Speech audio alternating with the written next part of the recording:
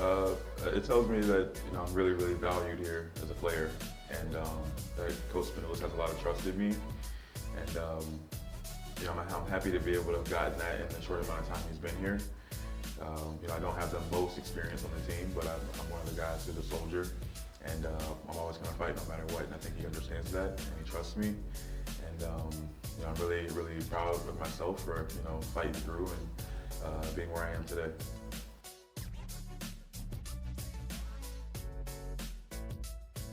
Yeah, so I think the main thing for me, coming to a place like Monaco, first team all Euro Cup coming here, I was thinking, I'm going to be the guy here, I'm going to be the star. And, that's not how it was. We had a lot of talented players who had EuroLeague experience before ahead of me.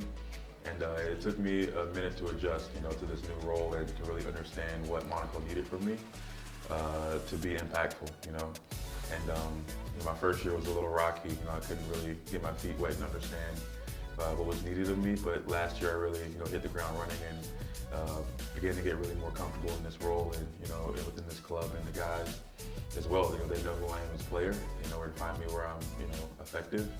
And I think it fits like a glove now. Like I'm a Swiss Army knife type player. I'm a versatile guy. And like last night, I don't mind defending the best player on another team. Some games it may be my scoring, some games maybe my defense. But I think that's the beauty of basketball and the beauty of my game.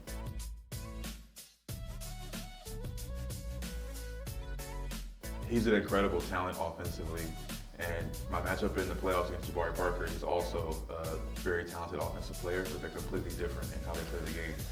Jabari is more of an on-ball player, and he can score at a high level, and Blossomgame is the complete opposite of that. So I had to change my mentality and change my tactics a little bit with guarding Blossomgame.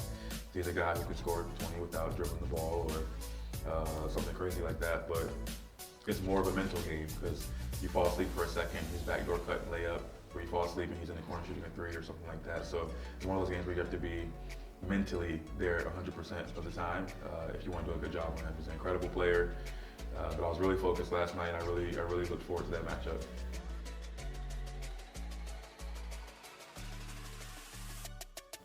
Honestly, it's a blessing to be here. We've had a lot of adversity this season. We had a coaching change, we had players come and go. We've had guys hurt, a lot of the season. So for us to be here, playing 40 minutes away from the trophy, it's incredible.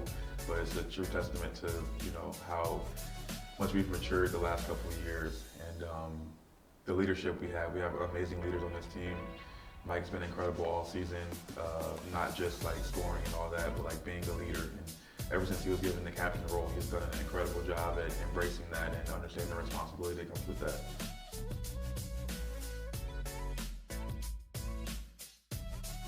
They're physical. They'll beat you up defensively. They have a lot of scorers. They have shooters. They have size. They got versatile wings. They share a few of the characteristics that we do. It'll be a completely different game for us compared to last night. Olympiacos plays a game where they want to move the ball a lot and get the best shot available and cuts and backdoors. And Fenerbahce, they have some guards who can score one-on-one. So different game tactically, but I think if we're locked in and we're focused, we're going to put up a hell of a fight, and I'm excited for it.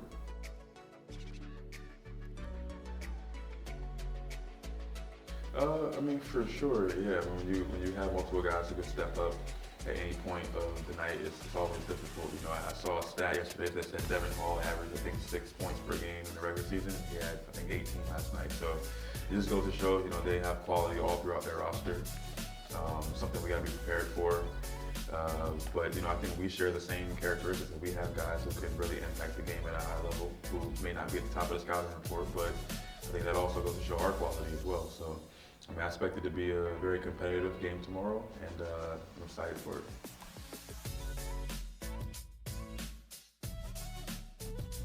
It's going to be a completely different game. It's one game, 40 minutes to the final, and what happened in the regular season was just regular season stuff. I guess psychologically you can draw confidence from that, knowing you beat this team twice, but it's really hard to beat a team 3 times in one season, and it'll be a challenge for us. It'll be a challenge for both sides, though. I know we pose a lot of challenges for them, and they pose a lot of challenges for us as well. But if we're locked in for 40 minutes, I feel really good about us.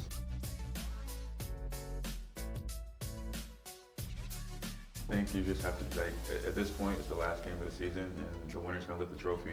It's either us or it's either them. So if you're not inspired by that and motivated by that, then you're in the wrong profession.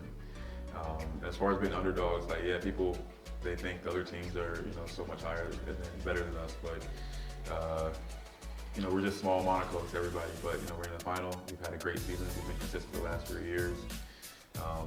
We played extremely well against the top 4 teams, well, top 3 teams this year. We won at Olympiacos, at Panathinaikos, and at Fenerbahce as well. So I don't think we're an underdog at all. We've shown we could compete at a high level and win home and away. But I'm really excited for this matchup tomorrow.